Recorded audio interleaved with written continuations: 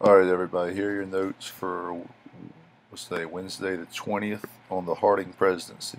Alright, now we're moving on from World War One now. Make sure you finish that World War One unit and turn in that World War One test essay to me tomorrow.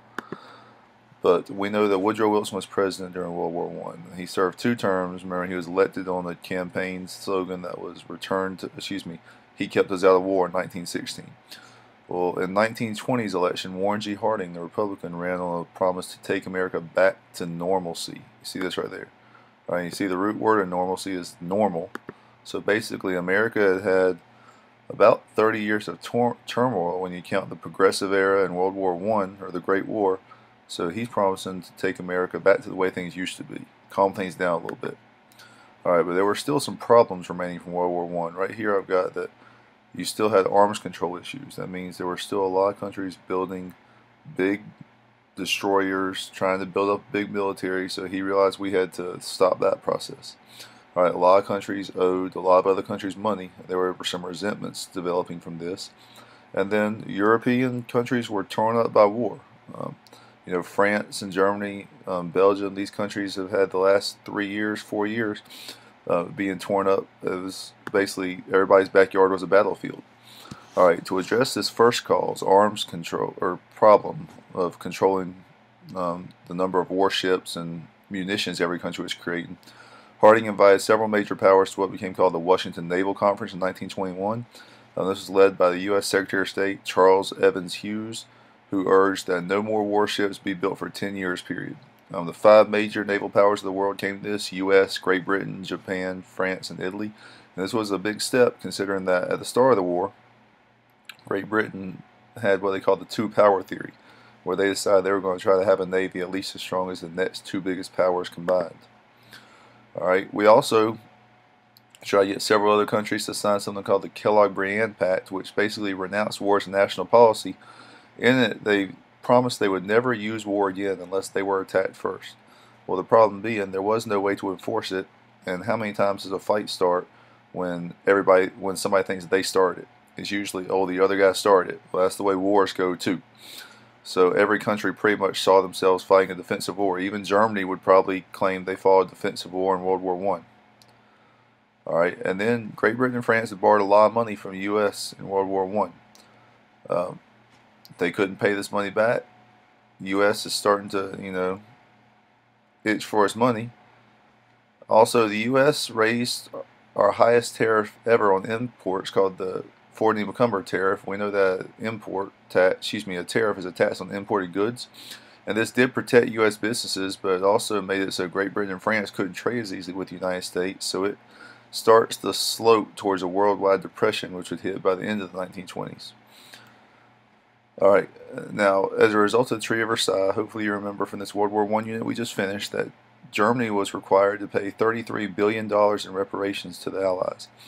Well, Germany eventually defaulted on their payments, basically meaning we can't pay, we can't afford it, and we're not going to try. When this happened, French troops moved in to demilitarize land, so it looks like we're about to have another war start just after the supposed war to end all wars had ended. Alright, to avoid war, though, an American banker named Charles Dawes came up with a plan in which American investors would loan Germany about $2.5 billion to pay back Great Britain and France. Great Britain and France would then be able to pay back the United States what they owed them. But this really was a short-term solution, because if you think about it, it's kind of like the United States taking money out of our right pocket and putting it in our left pocket. We're giving money to Germany, who in turn gives it to Great Britain and France, who in turn pay us back. Alright, so this causes a lot of resentment. Great Britain and France thought that we as a country were being a miser, basically stingy with our money for not sharing in the cost of the war, and France thought that we jumped into the war way too late after their homeland was already destroyed. And we considered Great Britain and France kind of financially irresponsible, so a lot of resentment results from this. Alright, Harding did have some capable people in his cabinet. He had Charles Evans Hughes, a Supreme Court justice, former justice, as his Secretary of State, Herbert Hoover, who was the head of the Foods Administration during World War I, as his Secretary of Commerce, and Andrew Mellon, a banker, as his Secretary of the Treasury. He also had a shady side to his cabinet. That's a little blurry right there, but maybe you can tell that's a famous painting of dogs playing poker. Well, Harding's cabinet was nicknamed the Ohio Gang. Alright, the Ohio Gang were his poker playing buddies from when he grew up in Ohio, and Harding's corrupt friends used him to make themselves wealthy. I've got two scandals listed there. The Veterans Bureau and the Office of Alien Property were two government agencies in which there was a lot of graft going on. And Harding, he had a little bit of a dark side to him too. We do know that he had at least, I can remember reading of at least one affair while he was the president. But the main scandal that gets associated with the Harding presidency is the Teapot Dome scandal.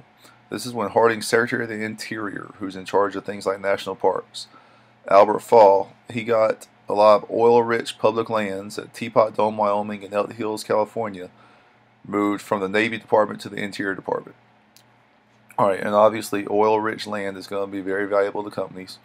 He secretly leased this land out to two private oil companies, and he claimed it was in the government's best interest, but he later received more than $400,000 for this, so he was found guilty of bribery.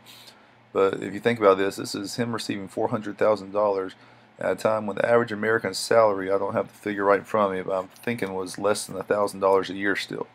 So he's making himself quite wealthy off of this. So, man, that's kind of pixelated. But this cartoon you can see is a teapot with an oil drum in front of it. It's called the oil scandal, rolling down over some of these government leaders.